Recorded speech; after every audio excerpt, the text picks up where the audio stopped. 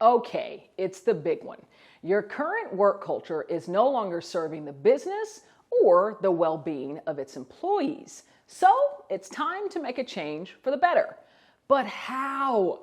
How does one promote culture change successfully and sustainably? Well, I'm about to break down what culture really is and a few major secrets that's going to help you achieve sustained and successful culture change. Secrets that I've learned from working with Fortune 100 executives all over the world.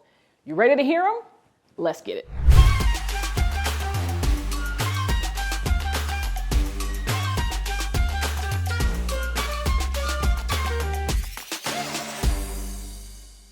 Oftentimes, it's an imperative to remain competitive in the market, fueled by a healthy and engaged workforce.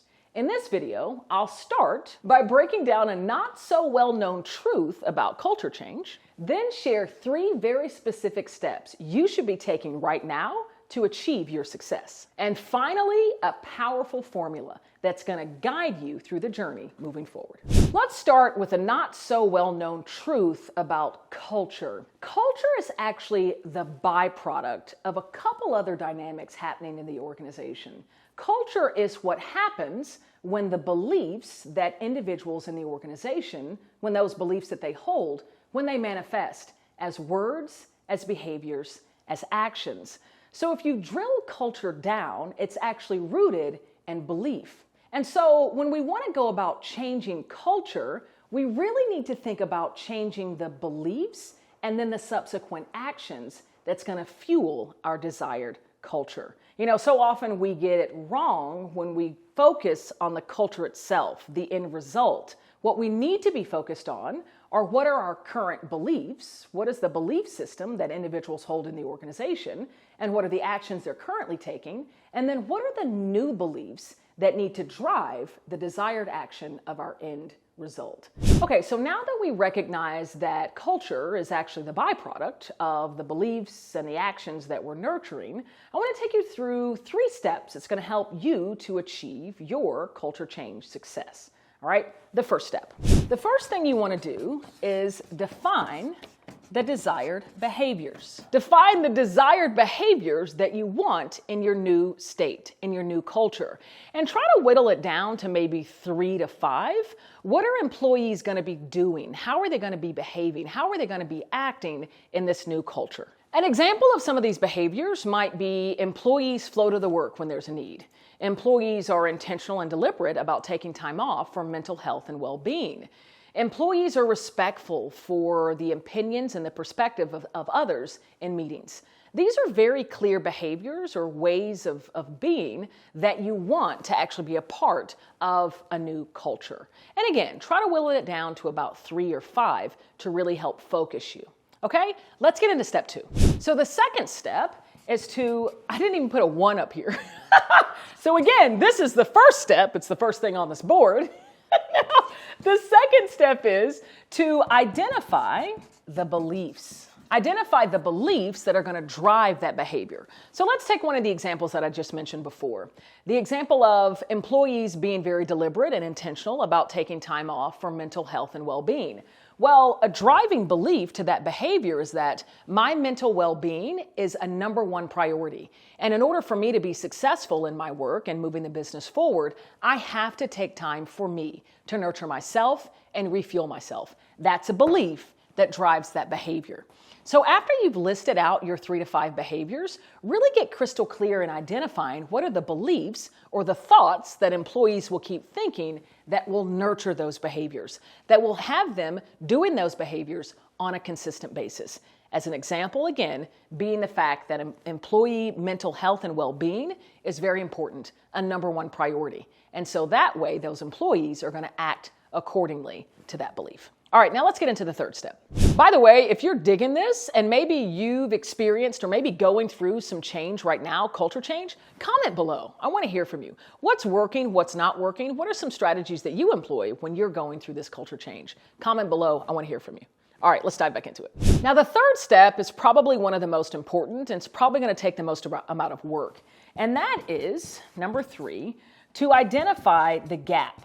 between where your beliefs and those actions are today versus where you want them to be in your future state. What is that gap? This is really where you're trying to understand where the challenge is today in your culture. When you see the behaviors and the actions that are being made manifest, what are some of the beliefs that are driving those actions? Now, I would invite you to identify maybe one critical area of opportunity, one area that you can just sense is quite unhealthy in the culture. Maybe it has to do with DEI, maybe it has to do with taking accountability, maybe it has to do with employees not feeling safe to speak up. Identify where that critical point is, drill down to what are the behaviors that are being made, and then what are those beliefs that are driving that behavior. Now, this understanding can happen through employee engagement surveys. They can also happen during one-on-ones when that safe space is created between a manager and an employee. But you need to build the data to understand what is the current landscape. Because in order to understand what actions you need to take to get to the future state, you've got to have this part of the equation. So after you've defined where you are today, understanding what are the beliefs and the behaviors that you actually want to be a part of your future state, you'll then have the gap. Once the gap has been defined, that's going to structure the work moving forward. That's going to create the action plan. Who do we need to get buy-in from? What changes actually need to get made in order to build the momentum to move towards our future state? And it's really going to help you define the scope of all the activity that needs to happen to make the culture change a reality. Now, before I leave you, I do want to share with you a formula or strategy that you can employ to move you forward through the change journey, because there's going to be ups and downs, there's going to be complications, challenges, stresses, and so I want you to have a framework or formula that you can always go back to, okay?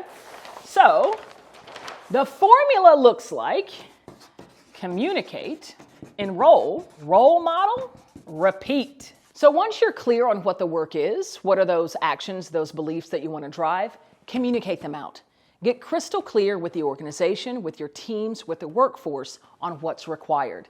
Now, once you've communicated, actively enroll them, making sure they're aware of what the changes are, aware of where you're wanting to go in this culture change, and maybe even setting up avenues for them to provide some feedback. Does this make sense? Do you think this step change in our culture would be beneficial? That really helps to enroll them, to engage them when you're asking their perspective, their opinions on where you want to go with this culture change.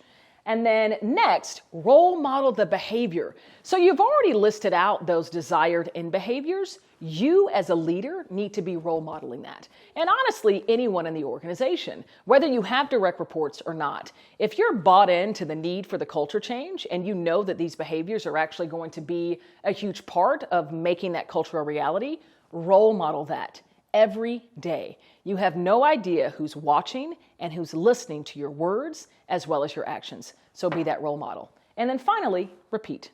Always communicate, this is where we're going, excitement for the culture change journey, the benefit that you're all going to reap when you get to that future state. And then again, enrolling them, asking the questions, how are you managing the change, and then role modeling that.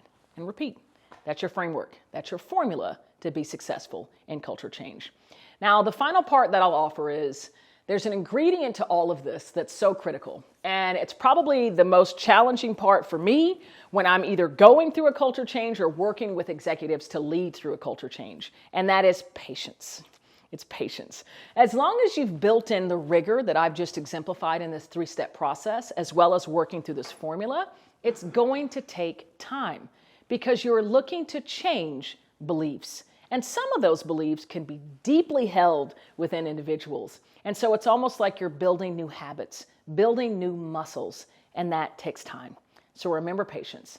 Stay focused on the future state. Stay focused on driving the beliefs, embodying those beliefs, and then driving those behaviors, and then sticking to this formula. And I'm certain you'll find success, and the type of success that will stick in the future. All right, best part, something free. So hopefully you're digging this, you're getting value from it, but I want to offer you more.